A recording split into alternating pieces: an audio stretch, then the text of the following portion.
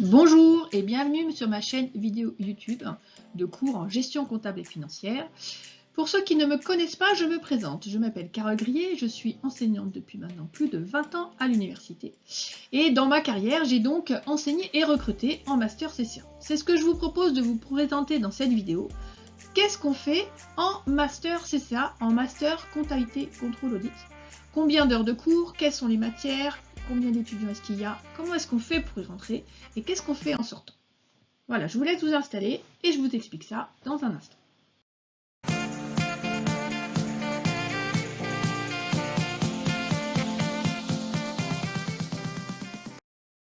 Le Master CCA est donc une formation universitaire en 2 ans. C'est une formation qui se situe dans le cadre du schéma licence, master, doctorat, que l'on dit aussi LMD, avec un niveau Bac+3 qui est le niveau licence, un niveau Bac+5 qui est le niveau master, et c'est là que se situe le Master CCA, et puis pour ceux qui veulent continuer, un niveau Bac+8 qui est le doctorat. La particularité de ce schéma, c'est qu'il est reconnu au niveau européen et donc il va vous donner des crédits. Chaque niveau donne un grade qui correspond à un nombre de crédits et c'est ce nombre de crédits qui va vous permettre, entre autres, de continuer ou de changer un petit peu de formation et surtout d'avoir une formation reconnue au niveau européen. Donc, pour intégrer un Master CCA, il faut déjà avoir validé 180 crédits. Donc l'équivalent d'une licence, je vais vous expliquer après de quelle licence on parle et est-ce qu'on peut faire sans licence. Ce Master CCA, Comptabilité, Contrôle, Audit, le nom est en fait réglementé, c'est-à-dire que c'était un des diplômes phares qui est enseigné en IAE, je vais vous expliquer ensuite. Mais en fait, il faut savoir que dans les universités françaises, puisque c'est une formation universitaire, il y a 40 universités qui proposent ces Masters CCA, qui ont presque tous le même programme, le même cahier des charges, et donc surtout la même renommée avec les mêmes débouchés. Si vous êtes intéressé, je vous mets un petit lien pour aller voir sur le site des IAE ces formations de Master CCA. Donc c'est une formation universitaire, ça veut dire quoi, le fait que ce soit une formation universitaire? Ça va avoir lieu sur un campus universitaire, ça va avoir lieu donc au sein d'un IAE, un institut d'administration des entreprises. En fait, ce sont des écoles de management, des écoles universitaires de management. Et qui dit universitaire, dit surtout des frais de formation très réduits. Donc comme toute formation, vous allez devoir payer le CVEC, la contribution à la vie des étudiants du campus. On est en ce moment aux alentours de 92 €, c'est défini au niveau national. Et puis on a des frais spécifiques de l'ordre de 200-300 €, mais c'est ce qu'on appelle quand même des frais de formation gratuits. Évidemment, lorsque on est boursier, on peut bénéficier d'exonération de ces frais. Pour compléter le fait que ce soit une formation universitaire, ça signifie aussi qu'on va valider en fait d'une année sur l'autre en fonction de la validation d'unités d'enseignement. Il va y avoir des jurys et d'une année sur l'autre, si vous avez de bonnes notes, vous allez continuer votre formation naturellement. Cette formation, elle est supportée par une équipe pédagogique et une équipe pédagogique qui est mixte, dans le sens où elle est composée d'enseignants et d'enseignants-chercheurs, c'est-à-dire des enseignants qui en même temps réfléchissent à leur domaine d'études, font des études pour comprendre le milieu professionnel et faire évoluer les pratiques professionnelles, et puis des praticiens, c'est-à-dire des professionnels qui ont un métier à part entière à 100%, grosso modo, et qui viennent faire des vacations pour justement partager leurs pratiques professionnelles et leurs ressentis de l'évolution et du marché du travail actuel. Ces praticiens, dans le Master CCA, on a majoritairement des experts comptables, des inspecteurs des impôts, on retrouve des avocats, on retrouve des contrôleurs de gestion, des DAF, enfin voilà, c'est assez diversifié. Ça correspond en fait aux différents débouchés qui sont offerts aux étudiants du Master CCA. On a souvent quand même un appui au niveau du secrétariat qui va permettre quand même d'aider à avoir une scolarité qui se déroule très bien. Et puis, ce qui est intéressant aussi, au niveau master, on est au niveau quand même Bac+5, donc de Bac+3 à Bac+5, on est sur des effectifs assez réduits. Entre le Master 1 et le Master 2, on passe de 45-50 à 25-20 étudiants. Donc on se retrouve avec un groupe qui est souvent très intéressant et qui va permettre, entre autres, d'avoir une bonne collaboration et une bonne avancée pédagogique. Continuons sur la pédagogie et parlons donc du programme pédagogique. Il est de l'ordre de 1000 heures sur 2 ans. Chaque formation va le présenter un petit peu différemment, on va l'organiser, l'agencer un petit peu différemment. Les noms des cours ne sont pas tout à fait les mêmes, quels que soient les masters CCA, mais le cahier des charges étant le même, on est quand même sur quelque chose de sensiblement identique. C'est 1000 heures sur 2 ans. Grosso modo, on est plutôt sur 600 heures la première année, 400 heures la deuxième année. Alors ça varie, hein, mais c'est un petit peu le principe avec une période en stage plus longue en deuxième année, ce qui justifie un changement entre les 2 années. Je vais vous présenter le programme, je l'organise en 7 pôles. Vous allez voir un petit peu comment ça se passe. Donc, c'est orienté métier, puisqu'on est sur un master avec un objectif professionnel évident en sortie. Donc, ici, le programme, je vous le présente un petit peu sous forme de compétences. Donc, première compétence, c'est accompagner l'entreprise dans ses choix juridiques, fiscaux, sociaux, dans le cadre de la mission d'expert comptable. Si je passe en matière, grosso modo, on est sur du droit des sociétés, du droit des groupes, des difficultés juridiques. Voilà, donc on est sur un grand pôle maîtrise des compétences juridiques pour faire le métier d'expert comptable. Deuxième pôle, identifier et maîtriser les leviers financiers de la croissance des entreprises. Donc là, on est sous le pôle évaluation des entreprises, finance, diagnostic financier, gestion de trésorerie, voilà, gestion des risques, toutes ces parties-là. Troisième pôle en termes de compétences, piloter la performance comptable et financière de l'entreprise. Et donc là, on est plus dans du contrôle de gestion, du contrôle opérationnel, de la stratégie d'entreprise un peu, de la gestion des ressources humaines, gestion budgétaire des ressources humaines. Voilà un petit peu ce troisième pôle. Et, vous voyez ici la façon dont à chaque fois sont présentés ces 3 premiers blocs de compétences.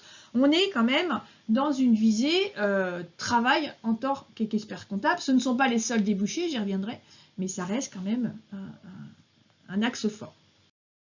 Je continue sur les blocs de compétences. Le 4e, organiser le périmètre des entreprises, le gérer et en assurer le reporting comptable et financier. Donc là, on est dans tout ce qui est consolidation, comptabilité internationale, restructuration, fusion, voilà, tout ce qui est comptabilité des sociétés, on va dire. Ensuite, maîtriser, contrôler et auditer les flux d'informations dans le cadre du reporting comptable et financier. Donc, on est ici dans du système d'information, gestion des systèmes d'information. Excel est forcément un outil important, mais ce n'est pas les seuls. Hein, gestion d'un ERP, traitement des données, etc., etc. Et puis, 6e pôle important, mobiliser une démarche scientifique pour définir et répondre à une interrogation dans le domaine de la comptabilité, du contrôle et de l'audit au niveau de l'entreprise. Et là, on est plus sur une réflexion des enseignants pour permettre de prendre du recul, problématiser et commencer un petit peu à critiquer les pratiques, voir un petit peu de la recherche, puisque, en fait, dans le cadre de la formation, on peut, à la suite d'un M1, faire un master recherche, ça c'est la première raison. Et puis la deuxième raison, au niveau de la formation d'expertise comptable, chaque expert comptable doit être capable de prendre du recul et d'avoir une attitude réflexive par rapport à ces pratiques. Et puis, dernier élément, c'est un master CCA qui est destiné à former des cadres en comptabilité, et donc l'anglais reste important tout au long de la formation. Maintenant, je réinsiste en fait sur le fait que la formation, elle est orientée compétences métiers. Vous l'avez bien vu dans les matières et dans la façon dont ça peut être rédigé. En fonction des masters CCA, c'est plus ou moins rédigé comme ça, mais on va retrouver vraiment cet objectif-là. On a un stage à chaque année. Alors des fois en master 1, il n'est pas obligatoire, mais si j'ai un conseil à vous donner, privilégiez l'expérience professionnelle pendant vos formations, le plus tôt possible. Donc même si c'est facultatif en première année, essayez de faire un stage. Donc en fonction des établissements, des IAE, on va faire des choix différents. Donc on trouve des stages obligatoires ou facultatifs entre 1 et 4 mois en Master 1. Et en Master 2, on est entre 4 et 6 mois. On retrouve aussi une alternance qui est possible selon les établissements, et possible ça, parfois dès la première année ou possible la deuxième année. Encore une fois, dans un objectif de montée en compétences et d'insertion professionnelle, même si certes l'alternance conduit à un rythme plus soutenu, il me semble important d'aller vers cette alternance et de profiter de cette expérience, sans parler de droit à la retraite. Ça, je vous laisse y réfléchir. Il y a aussi au sein de ce master CCA une particularité, c'est qu'on a des relations très étroites avec les réseaux professionnels. Très étroites de par des intervenants qui viennent faire des cours. Hein, si on parle, un des partenaires clés, ça va rester l'ordre des experts comptables, mais on va avoir l'association des directeurs comptables, l'association des directeurs financiers et contrôleurs de gestion. Voilà, donc on a un réseau professionnel qui est très présent de par des intervenants, des conférences qui sont organisées sur l'actualité de la profession. Et puis parfois, il y a même des ateliers de travail qui sont animés par des réseaux professionnels ou un lien comme ça fort. Mais ça, c'est vraiment quelque chose qui est important. Vous êtes vraiment dans une formation très ancrée dans le monde professionnel. Comment valider son master CCA? Parce que ça reste quand même quelque chose d'important. C'est-à-dire que quand on commence une formation, c'est bien de savoir comment on fait pour valider le diplôme qui va avec. Donc on est à l'université, on va avoir un jury à chaque semestre. Et le principe est que vous devez valider une moyenne générale supérieure à 10. On a des réglementations un peu différentes. Des fois, au-delà de la moyenne générale supérieure à 10, il faut une moyenne par bloc de compétences supérieure à 10. Donc là, renseignez-vous. Si vous n'avez pas validé, vous avez la possibilité de disposer d'une session de rattrapage et ensuite vous pourrez valider. Et puis par contre, de façon générale, les notes concernant l'expérience professionnelle, donc soit le rapport de stage, soit le rapport d'alternance, doit être supérieur à 10. Étant donné que c'est une formation à visée professionnalisante, on considère qu'il faut que votre première expérience professionnelle soit validée dans le cadre du diplôme. Alors, un étudiant en master CCA, combien d'heures de cours, finalement, ça donne quoi? On est aux alentours, alors ça dépend s'il y a alternance ou pas alternance, mais on est aux alentours de 25 heures de cours par semaine, avec, comme on est sur des petits groupes, quand même une présence obligatoire, c'est-à-dire que vous ne serez pas sanctionné forcément, mais on va vous demander quand même de vous investir un minimum dans la formation. Et on a forcément, en plus de ces heures de cours, et ça c'est quand même important de le rappeler, du travail personnel important, qu'il soit individuel ou qu'il soit collectif. On est aussi dans une visée d'insertion professionnelle et donc le travail en groupe reste aussi important dans le cadre d'une formation aux pratiques professionnelles. Travailler avec plusieurs, c'est une compétence reconnue au niveau des entreprises. Et puis, vous êtes sur un campus, hein, donc il vous reste quand même du temps.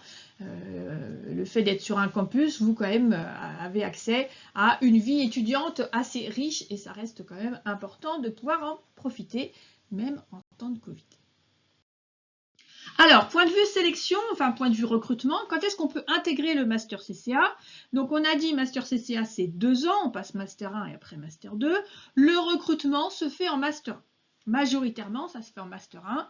Le premier flux de recrutement, mais c'est pas toujours, enfin, c'est majoritaire, mais ça reste une sélection, hein, c'est d'avoir une licence 3 CCA, c'est-à-dire une licence 3, option, comptabilité, contrôle, finance. Alors ça s'appelle CCA parfois un petit peu différemment, hein, mais lorsque vous avez une licence 3 CCA, bah, vous êtes destiné à postuler sur ce master CCA. Mais il y a aussi évidemment la possibilité de postuler avec un DCG ou un bac plus 3 en comptabilité, en finance, en contrôle.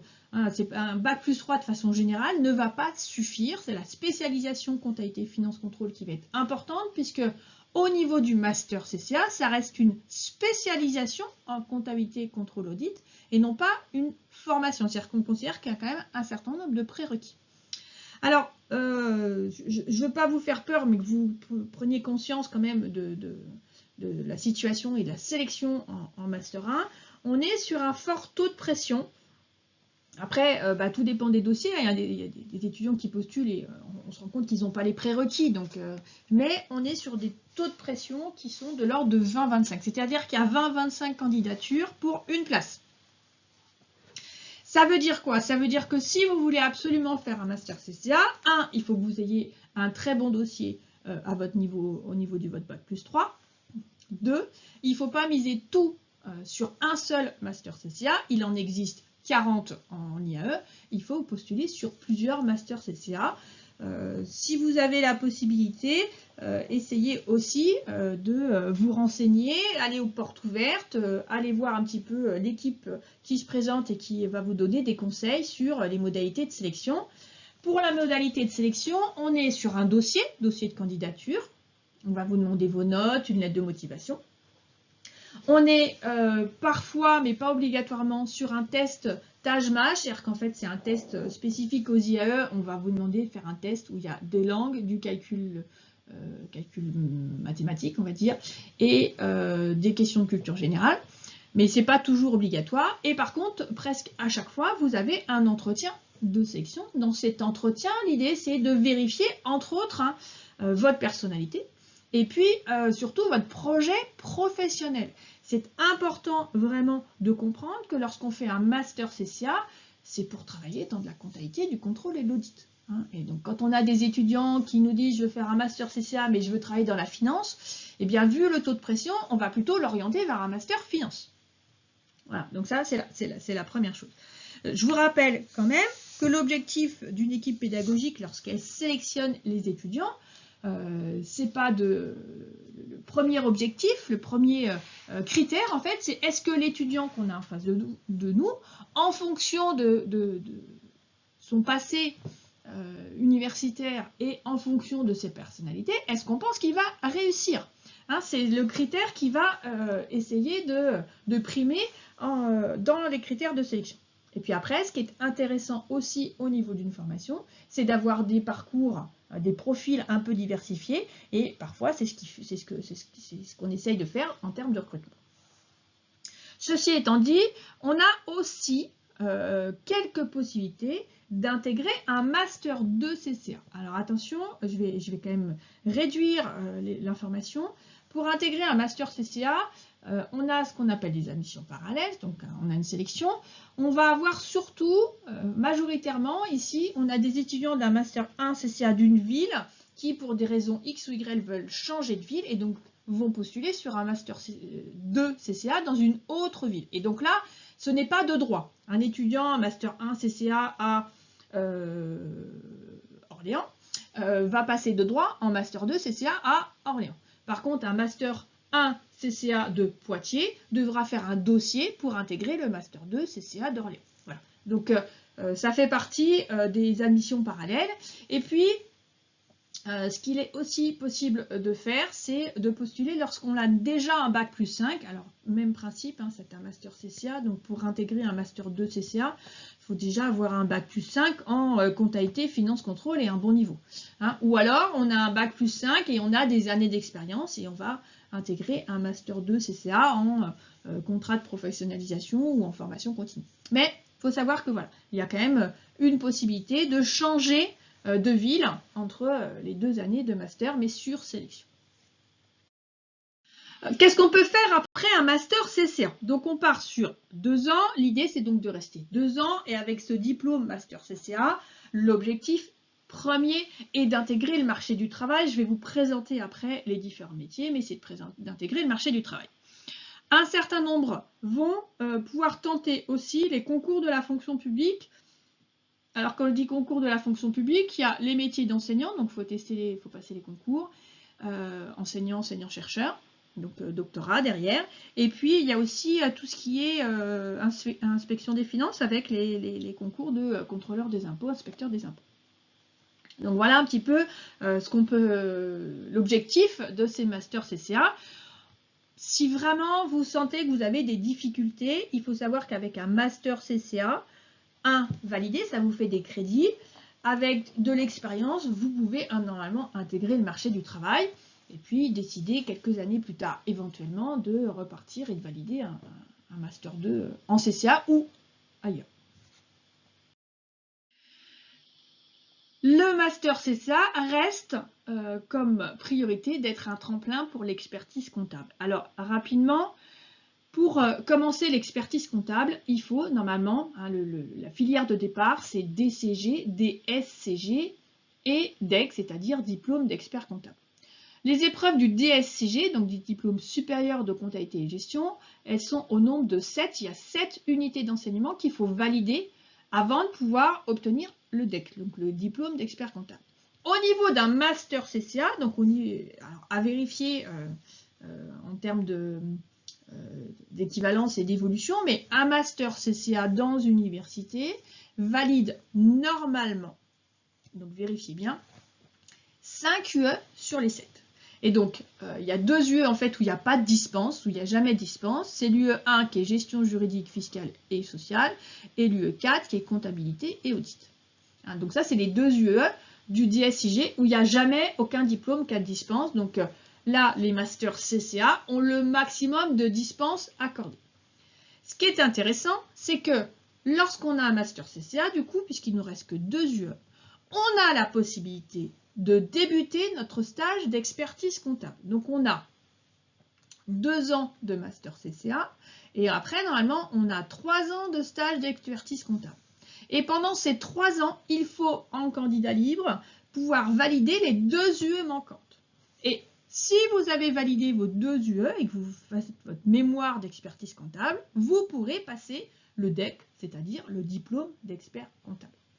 Donc, faut savoir qu'un certain nombre de masters CCA intègrent dans leur formation des préparations à ces 2 UE DSCG, l'UE1 et l'UE4. Donc, renseignez-vous si c'est vraiment votre objectif. Vous pouvez très bien réussir la même année à avoir votre master CCA. Donc, les masters CCA, les jurys ont lieu souvent en septembre. Après, vous avez sur les épreuves du DSCG en octobre. Donc, à la suite, vous passez vos épreuves de DSCG et vous commencez, sans attendre les résultats du DSCG, vous commencez votre stage d'expertise comptable et valider ou pas vos UE DSCG. Vous pouvez retenter comme ça pendant l'année suivante encore. Hein, donc, c'est quand même important de comprendre que voilà, le master CCA est quand même orienté expertise comptable. Mais on peut faire plein d'autres métiers. Voici donc tous les métiers qu'on peut faire à la sortie d'un master CCA. J'ai pas mis expert comptable parce qu'avec un master CCA, on ne peut pas faire expert comptable. On peut faire stagiaire expert comptable. Maintenant, si on regarde avec des mots-clés, voilà, on est dans de la comptabilité, dans du financier, dans de l'audit. On est cette fois-ci, hein, étant donné qu'on a un niveau quand même Bac plus 5, on est dans des métiers niveau cadre. Hein, donc on est responsable financier, on est chef comptable, on est chef de mission. Voilà un petit peu les différents métiers sur lesquels vous pouvez espérer continuer ou commencer votre carrière. J'ai donc essayé de vous expliquer et de répondre à vos questions avant que vous me les posiez sur la formation Master CCA. Formation donc de haut niveau en comptabilité, contrôle, finance, audit, droit. Et donc c'est important que vous connaissiez bien les formations. Renseignez-vous, allez aux portes ouvertes, allez au salon d'étudiants pour discuter avec les enseignants, les anciens étudiants qui sont souvent disponibles. Et puis préparez votre dossier, votre date de candidature, vous préparez votre entretien et bon courage.